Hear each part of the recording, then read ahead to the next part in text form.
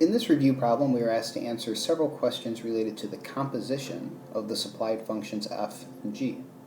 When it comes to thinking of a composition, I have a favorite way of doing so.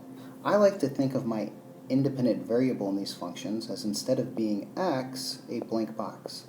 So we would think of f of blank is equal to blank divided by blank minus 1, and g of blank box is equal to sine of 2 times blank.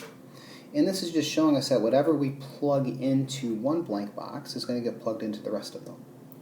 So for f composed with g, we are thinking of this as f of g of x. So what is being plugged into the blank box here would be the function g.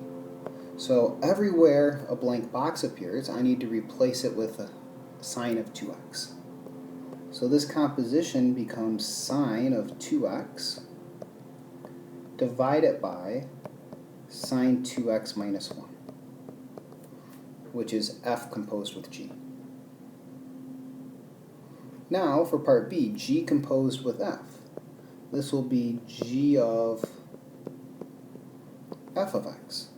So now what is being plugged into the blank box of g is the function f of x. So everywhere we have the blank box, it gets replaced with an x over x minus 1.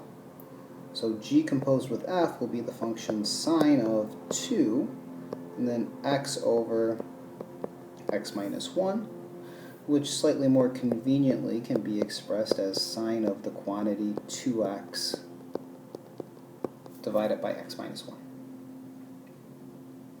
Lastly, in part C, we are asked to find f composed with f.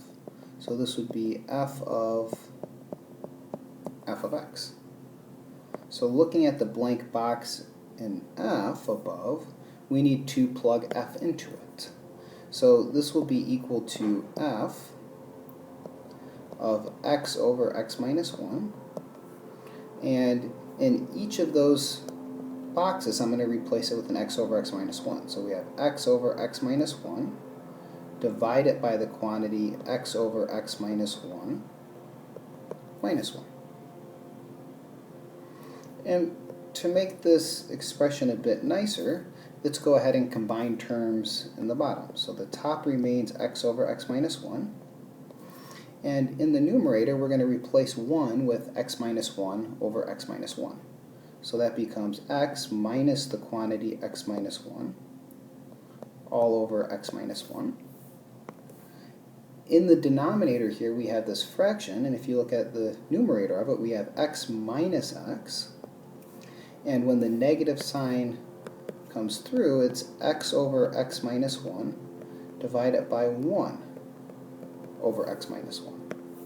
So lastly here, the two x minus 1's cancel, and we are simply left with x over 1, or x, which will be f composed with f.